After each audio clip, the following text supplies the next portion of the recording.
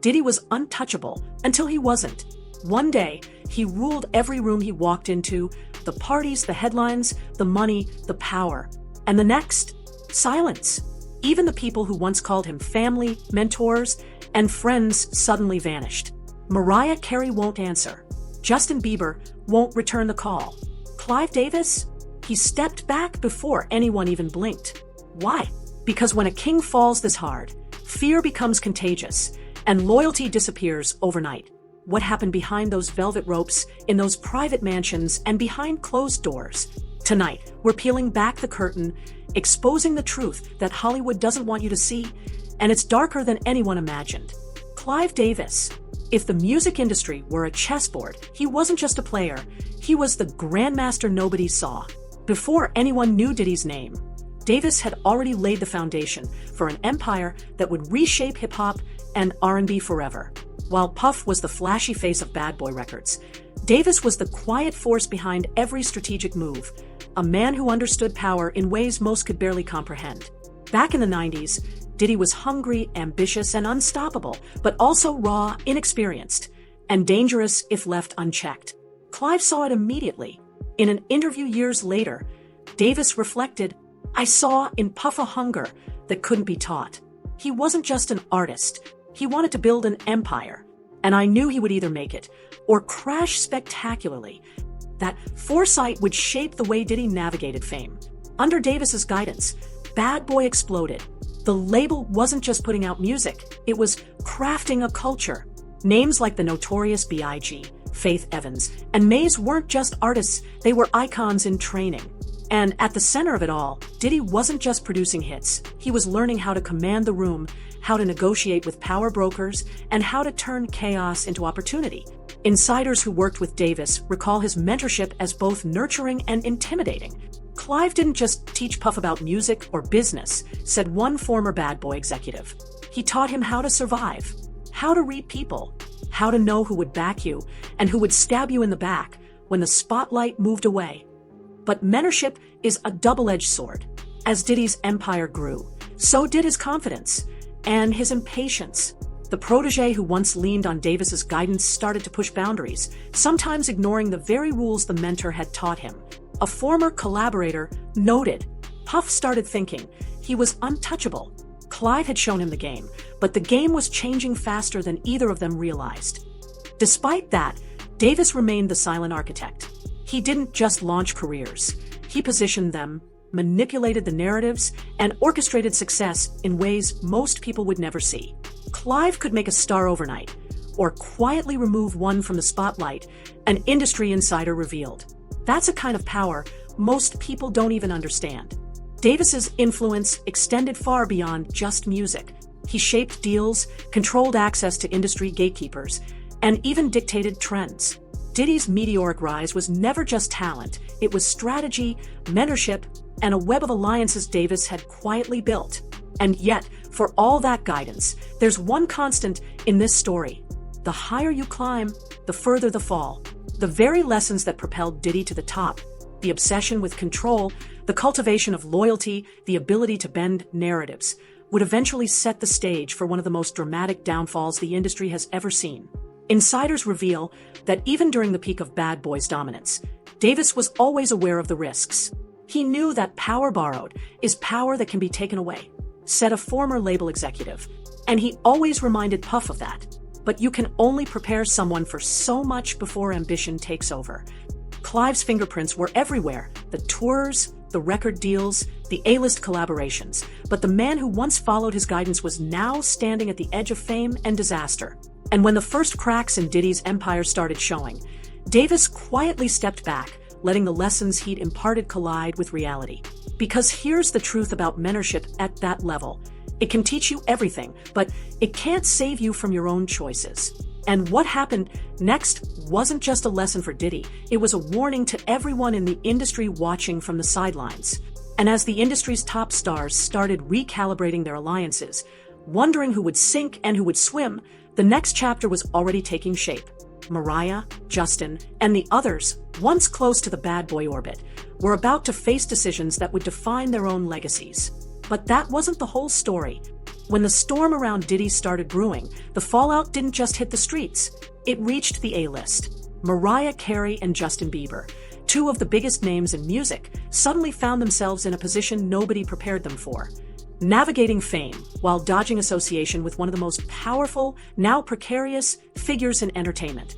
Mariah Carey, a woman whose career is built on precision, control, and an almost mythic sense of timing, was reportedly in meetings behind closed doors the moment whispers of Diddy's troubles surfaced.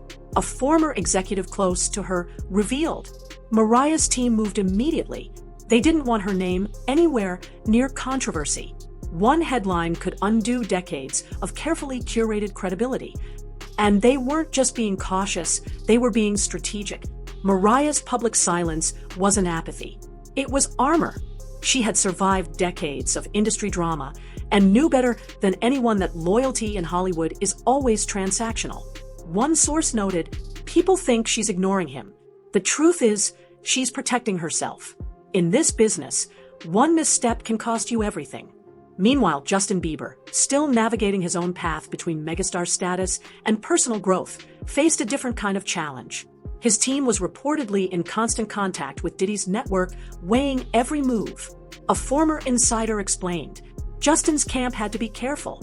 He's young, yes, but his brand is fragile. Associating with someone like Diddy during this chaos could create irreversible PR problems." The tension was real. Both stars had to weigh history against risk. Diddy wasn't just another name. He was a hub. Every label, every event, every party, every collaboration was connected. And as legal documents leaked and industry chatter escalated, even the closest allies realized the game had changed. What makes this even more intense is the psychology at play. Celebrities like Mariah and Justin operate in an ecosystem where reputation is currency. A single headline can erase years of work, shift public perception, and redefine a career overnight. As one industry analyst put it, Hollywood isn't about loyalty. It's about survival. And right now, Mariah and Justin were being very, very careful about which side of history they wanted to be on. But it's not just fear, it's power dynamics. Mariah's team was reportedly reviewing every past collaboration, ensuring nothing could be misconstrued. Justin's camp was vetting appearances, interviews, and even social media interactions. Every connection to Diddy was scrutinized, every photograph reevaluated. The lesson? In the shadow of a collapsing empire, proximity can be dangerous. And yet, there's another layer, the human element. Both Mariah and Justin knew the man behind the headlines. They had personal memories, experiences, and bonds that couldn't just be erased. But in this high-stakes game, sentiment doesn't always survive scrutiny. One insider revealed, they both cared at one point. But this isn't just personal anymore. This is survival. And in Hollywood, survival comes first. As the media frenzy intensified, the contrast between public perception and private strategy became clear. Fans saw silence. Industry insiders saw calculations. And Diddy, once the hub connecting stars, now found himself navigating a room where those same stars were quietly stepping back. It was a crossroads moment, a test of loyalty, yes, but more than that, a test of judgment, foresight, and instinct. And as Mariah and Justin maneuvered through this crisis, they weren't just protecting their brands, they were setting the stage for what happens when a towering empire starts to crumble. And what happened next? Well, the dominoes weren't just falling in Diddy's orbit. They were beginning to reshape the entire music industry quietly, irreversibly, and with consequences no one fully anticipated. Long before the headlines erupted, the whispers were already circulating. People close to Diddy knew something was off, but in true Hollywood fashion, those whispers were half dismissed, half ignored. The truth?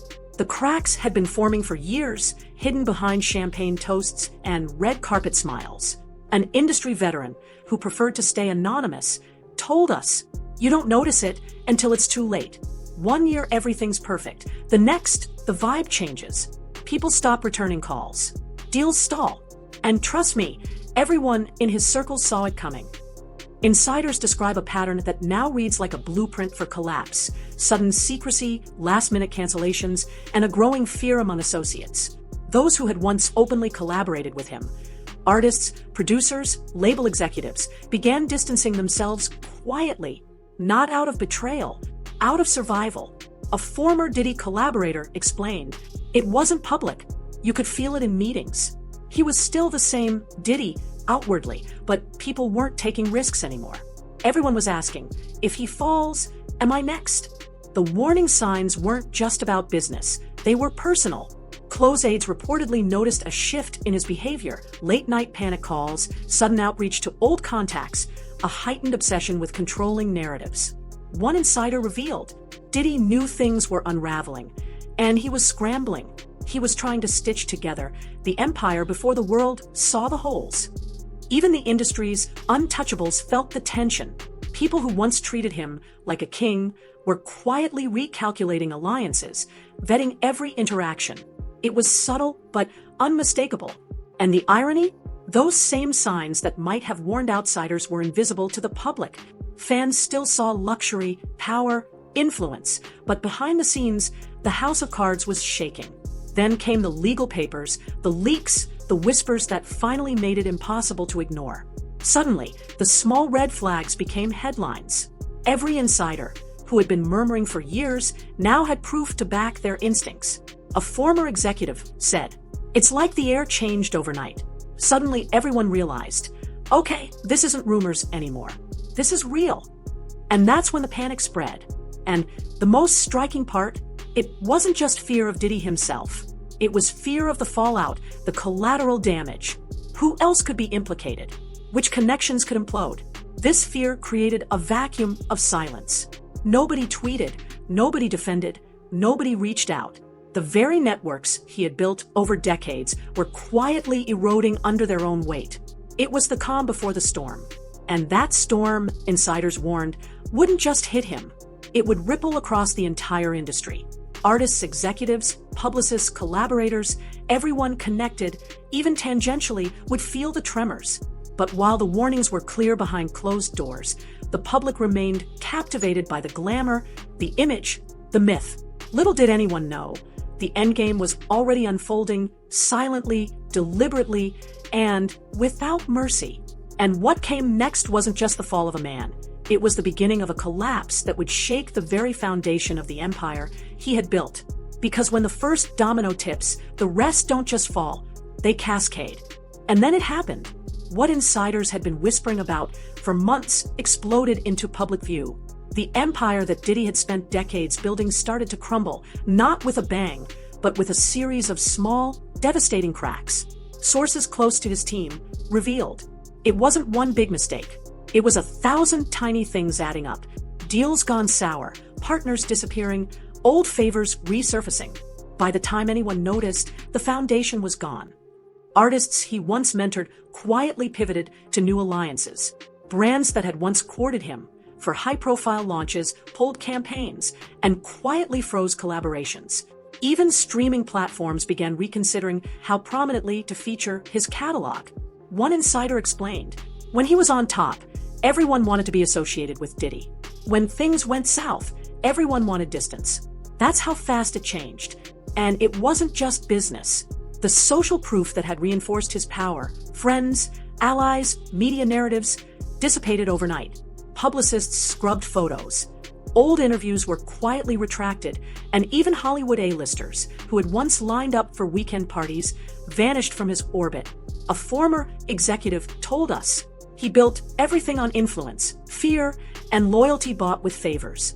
When the fear faded and the favors expired, there was nothing left. That's when the empire collapses. Every week brought another shock. An old collaborator denied association. A brand quietly erased his involvement. A news outlet ran a story that subtly undermined his image.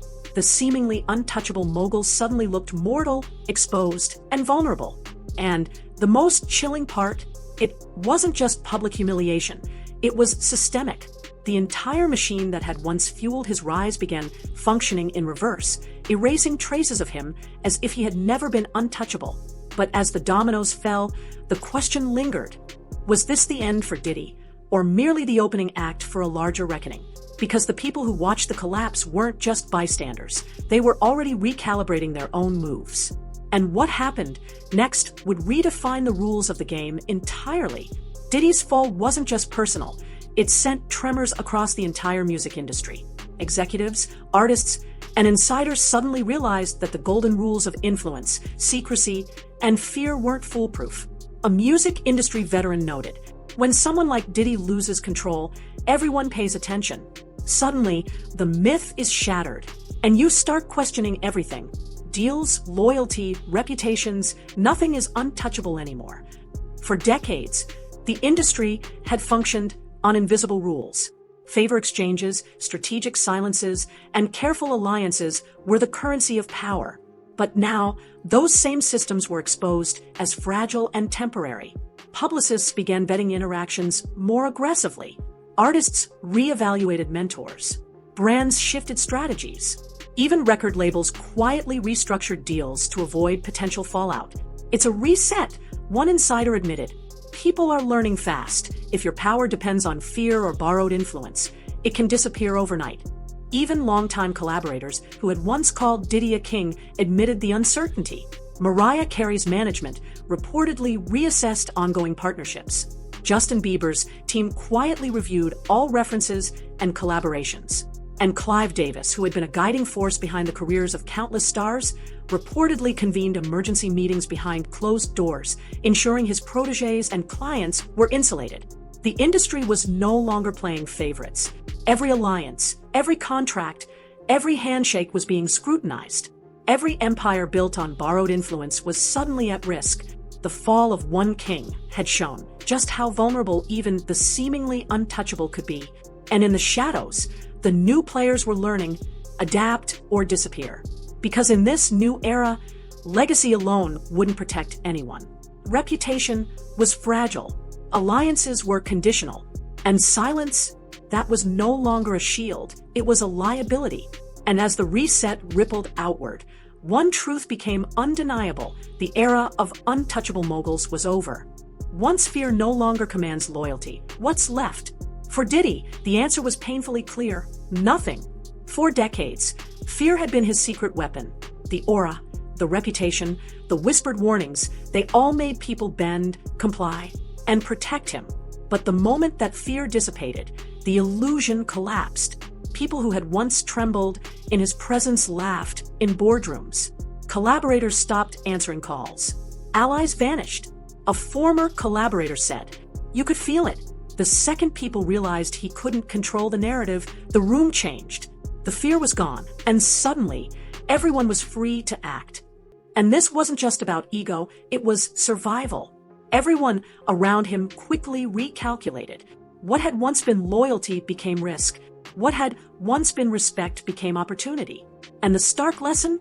Influence without genuine trust is borrowed power. And borrowed power, like borrowed money, always comes due. Insiders reveal that Diddy himself sensed the shift. He reportedly reached out to former allies, tried to control leaks, and attempted last-minute damage control. But the network that had once amplified his power now worked against him. One source said, he realized too late that people weren't loyal, they were cautious.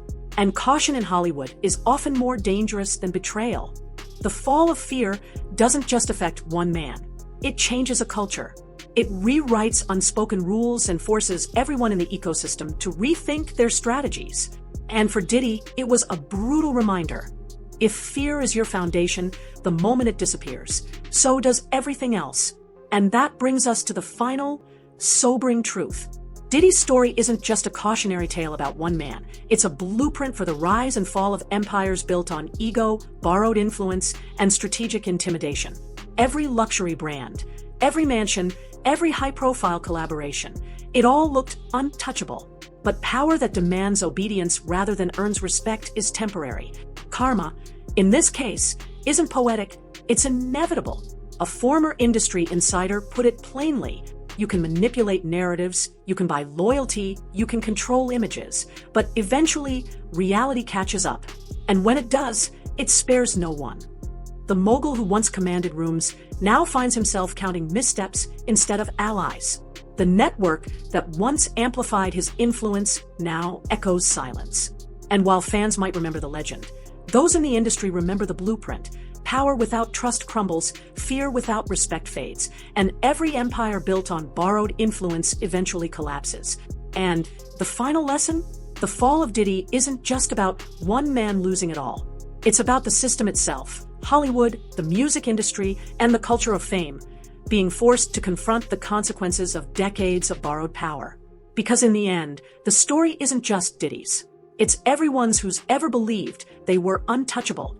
And that's why this saga will be studied, dissected, and remembered, not just as the fall of a king, but as the moment the illusion shattered for an entire industry.